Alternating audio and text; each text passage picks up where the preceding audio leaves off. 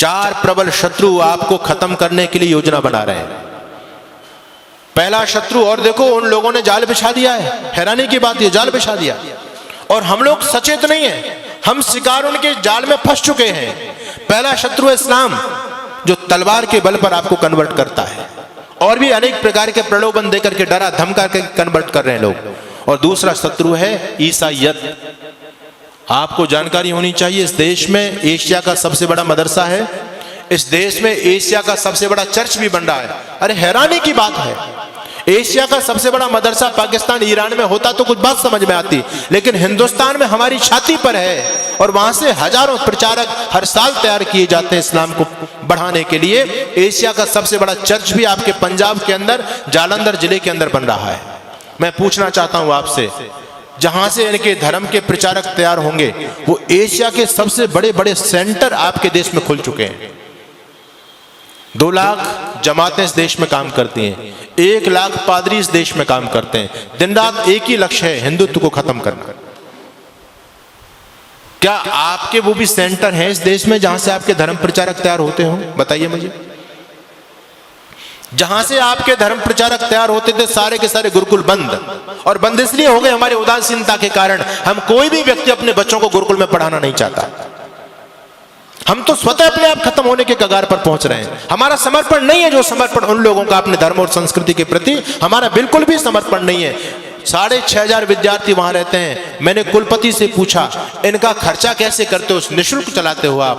कहते हैं स्वामी जी, हमारे यहाँ एक रिवाज है, हमारे यहाँ रिवाज है कि गरीब से गरीब मुसलमान यदि 200 रुपए कमाता है तो शाम को 20 रुपए पहले हमारे दीन के लिए निकालेगा, उसके बाद फिर 180 रुपए का प्रयोग करेगा, उसके बाद पैसा प्रयोग करेगा, वो पहले नहीं कर सकता। और हम कहीं दान मांगने के लिए नहीं जाते, परिवार के हिसाब से, परिवार में जितने मेंबर हैं महीने के हिसाब से सबका दशांश ऑटोमेटिक हमारे पास में आता है। कोई व्यक्ति महीने में देके जाता है, कोई 2 महीने में देता, कोई 6 महीने में देके जाता है, अपने आप देकर के जाते हैं।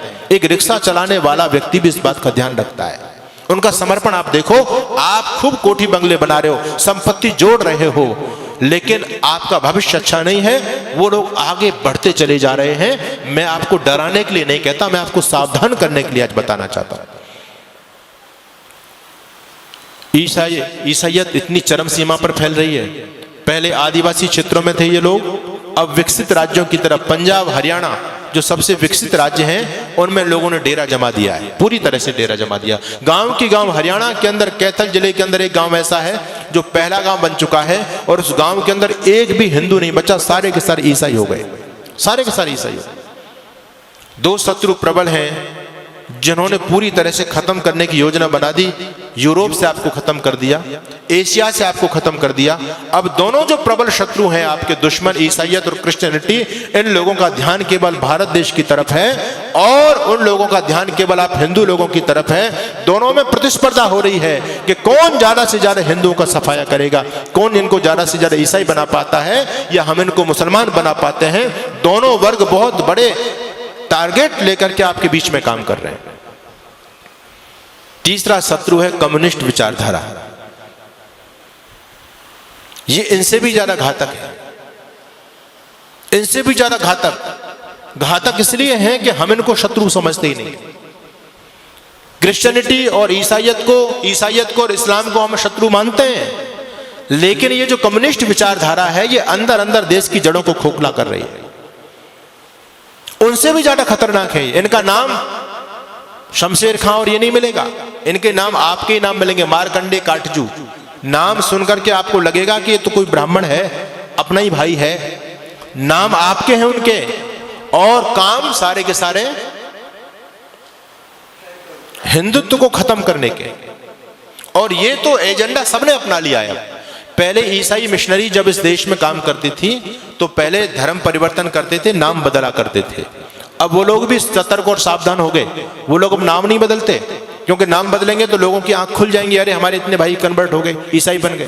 तो नाम वही रखते हैं, लेकिन अंदर से धर्म परिवर्तन करा देते हैं, जिससे हम लोग गफलत में सोते रहे। आप लोगों ने छत्तीसगढ़ के मुख्यमंत्री होते थे, नाम था अजीत जोगी। नाम सुनकर के आपको क्या लगता है जी, कौन होगा? अजीत जोगी। आपको लगेगा कि हमारे आदित्यनाथ योगी का ही भाई होगा अजीत जोगी को। नाम हिंदुओं जैसा उस व्यक्ति का, लेकिन व्यक्ति कौन था? ईसाई, पक्का ईसाई। उस व्यक्ति ने सत्ता में रहते रहते लाखों लोगों को कन्वर्ट किया, और जब वो व्यक्ति मर गया तो ईसाई रीति रिवाज के द्वारा उसको दफनाया गया, उसका अंतिम क्रियाकलाप किया गया। मैं आपको बताना चाहता हूं, पंजाब के मुख्यमंत्री होते थे चरणजीत सिंह चन्नी, स्वाफा भी बांधते थे, साफा लगते थे, सरदार जी हैं, लेकिन कौन थे? क्रिश्चियन।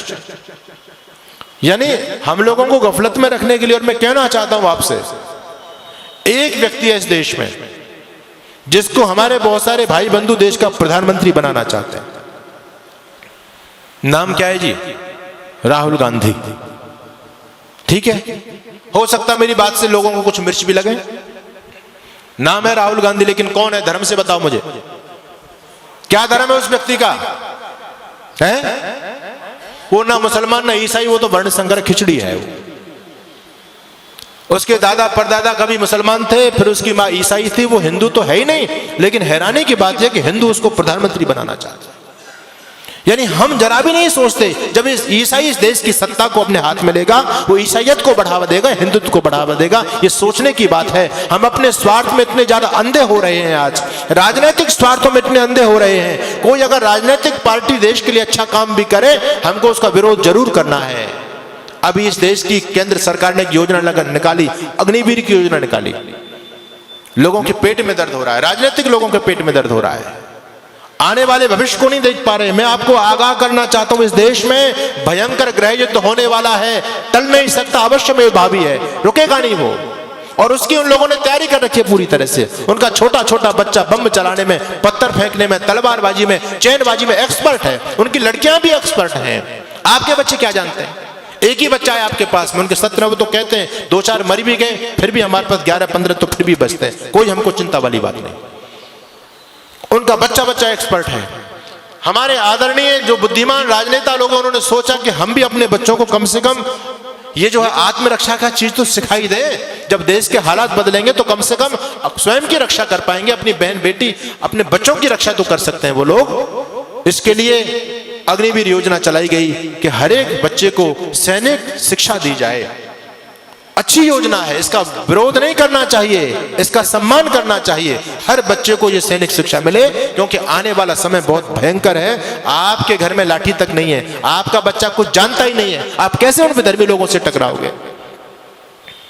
एक सज्जन कहने लगे, अब हमको AK-47 रखनी पड़ेगी, बंदूक रखनी पड़ेगी, भाला रखना पड़ेगा, अपने घर में फरसा रखना पड़ेगा, लाठी रखनी पड़ेगी। अरे मैंने कहा, इतने हथियार के नाम तुमने गिना दिए, इन हथियारों को चलाएगा कौन? कोई चलाने वाला है तुम्हारे पास में? एक बच्चा है, उसको हमने क्या बनाना चाहते हैं? उसको DM बनाना चाहते हैं। वो लोग कहते हैं हिंदू इतना मूर्ख प्राणी है धरती पर, एक बच्चा करके अपने बच्चों को DM बनाना चाहता है। हम 17 बच्चा पैदा करते हैं, इस देश का PM अपना बनाएंगे। जिस दिन इस देश का PM हमारा बन जाएगा, DM कुछ नहीं बेचेगा, शासन हमारे हिसाब से चलेगा। क्या लोगों की योजना है?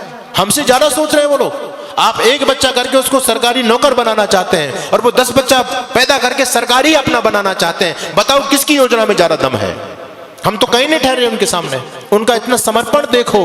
आपको मैं धन्यवाद करूंगा कि आज हमारे नौजवानों की संख्या है, यहाँ बच्चे भी आते हैं, बहुत कम उपस्थिति में आते हैं, लेकिन उनकी मस्जिद के अंदर आप जाकर के देखो कितने नौजवानों की फौज है वहां, क्योंकि वो उस काम को कंपलसरी समझते हैं। हम इस धर्म कर्म को, सत्संग को कंपलसरी नहीं समझते। हम तो ये समझते हैं ये हमारे काम का, बच्चों का क्या काम है इसमें, स्वयं हाथ हिलाते हुए चले जाते हैं। लेकिन वो लोग सारे के सारे समर्पित है अपने मिशन के लिए। इसलिए मैं आपके बीच में निवेदन कर रहा हूं, भयंकर आंधियां चलने लगी हैं, ज्वार को पैदा करो। मैं तो एक बात कहता हूं साहब, अब भाईचारे की बात बंद कर दो। अपने वजूद को, अस्तित्व को बचाना चाहते हो तो अब कट्टरता अपने अंदर पैदा करो। हम दुनिया से इसलिए खत्म हो गए, सारी उदारता की ठेकेदारी हम लोगों ने अपने ऊपर ले रखी है। बस तुम भाई भाई चिल्लाते रहे, वो तुमको चारा बना करके चाट गए। बड़ी हैरानी की बात है, आज भी लोगों की आंखें नहीं खुल रही हैं। ये राजनीतिक दल आपस में हम लोगों को लड़ा करके, ये तो नालायक लोग हैं, अपना उल्लू सीधा कर रहे हैं, लेकिन हम भोले भाले भाई आपस में लड़ रहे हैं। उनके षड्यंत्र को नहीं समझ पा रहे हम पूरी तरह से। आप लोगों को अभी उदयपुर में जो हुआ, एक केवल ट्रेलर देखा है, फिल्म चलनी बाकी है। द कश्मीर फाइल आपने देखी है, ये 30 साल पहली घटना है। अगर इसी प्रकार से सोते रहे तो 30 साल बाद देखना गली गली में कश्मीर फाइल चलेगी। अभी उनकी आबादी केवल 25% है सरकारी आंकड़े के हिसाब से, और 25% रहने के बावजूद भी वो आपको सड़कों पर नहीं निकलने देते। रामनवमी का जुलूस नहीं निकाल सकते आप, हनुमान जयंती का जुलूस नहीं निकाल सकते आप। निकालने का प्रयास किया, क्या स्थिति हुई? आपके राजस्थान में बहुत सारे जिले हैं, आप वहां जाकर के देख लीजिए। हम 26 जनवरी 15 अगस्त पर तिरंगा यात्रा नहीं निकाल सकते। अभी वो केवल 25% है, तब आपको सड़क पर नहीं निकलने दे रहे हैं। जिस दिन 40 और 50% हो जाएंगे, आप लोग क्या सोचते हैं कि आपको अपने घर में रहने देंगे? वो संभव ही नहीं है। अपने